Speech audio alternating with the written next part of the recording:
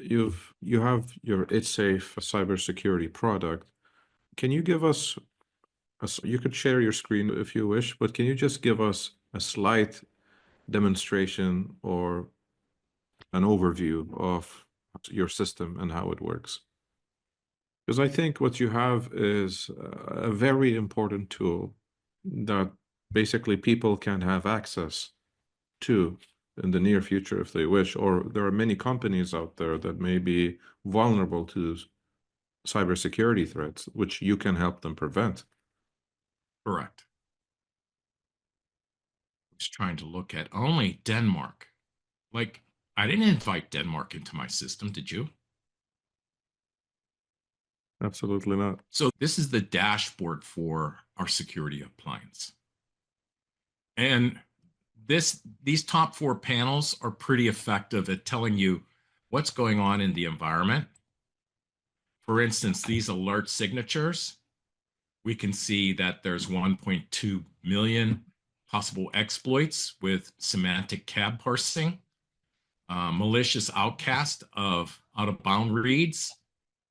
There's DNS queries to .cc.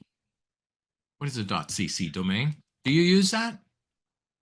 No. Some people would think it's credit card. It could be. Nobody in this office is using the .cc domain. This is internal attacks going on in this environment that aren't able to be determined because nobody's driving those applications. Here's one to IP info. What's my IP address and where am I in the world? That's never said by an authorized user. That's usually used by an attacker who doesn't know where they are and what systems have been lucky enough to gain the malware that they're distributing in the environment. There's much, much more that can go on in this discussion here, but I'll keep it brief for us in this conversation. If I look at the categories, that 1.2 million connections is a Trojan. Wow. That you'd never see. Look, our networks are so fast anymore that activities that we don't ask for are virtually invisible and they don't affect the downloading of our videos, our Facebook experience, or anything else that we're trying to promote on social media. There's miscellaneous attacks, attempted privilege gain, trying to define what is the external IP address, and why would they do that? Because if they know what the external IP address is, they might be able to exploit the connection that's outside, go through the firewall, and get into the environment once again. But these applications are already inside. And what they're doing is probing the environment for one thing. These HTTP methods are what your browser, your web browser, uses to talk to a web server to find information. Get means give me what you got. Post means I've modified a field and I want to submit it, like, for instance, a deposit in your bank account. You're going to update information and press send. That's a post connection. The dot head is tell me what this device can do on its web server. That's not normally done by somebody that's using the environment. It's usually done by somebody that's testing. And connect. The connection's automatic unless you're trying to hack into it.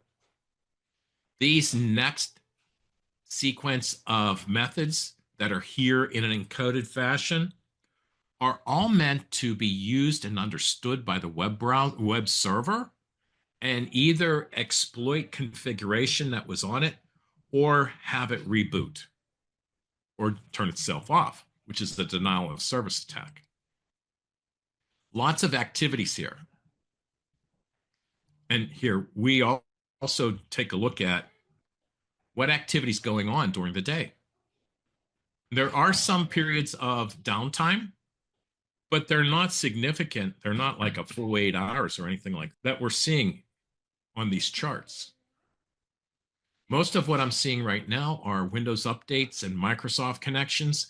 And that's only because the top 10 host names, these were sent out the most. So it's invisible, like we're being masked about where are they going in the world until we look at the connections and the countries that they're requesting access to. This right here is our keyword map for the countries that are talking to this environment. This is a local dentist office, and they have clients from, let's say, up to an hour away from their office. There's certainly not people coming in from Turkey, Russia, Hong Kong, China, Peru, South Africa, Thailand, Mexico, Malaysia, if you get my point. Quite These are interesting. all connections that are being exploited by the software that was downloaded by connecting to websites.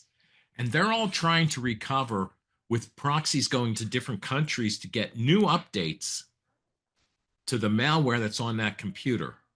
But if you block the activities, they have no connection. And that's what we do, not And just by countries, but by other activities that we see in the environment. now, so you have a product that is both a software and a hardware, or is it just a software alone? Right now, it's sitting on hardware. Okay. We're raising money from investors to take it to the next level, which will probably enable us to go to a cloud based version, only because we don't have access to where the cloud is to put a piece of hardware, but we can put what we're using into a cloud container and run that as we would our security appliance. So right now we're protecting on-prem, and anything that goes from on-prem to in the cloud can run through us, as well as the Wi-Fi connections to personal devices. We can filter those and determine whether or not they've been breached as well.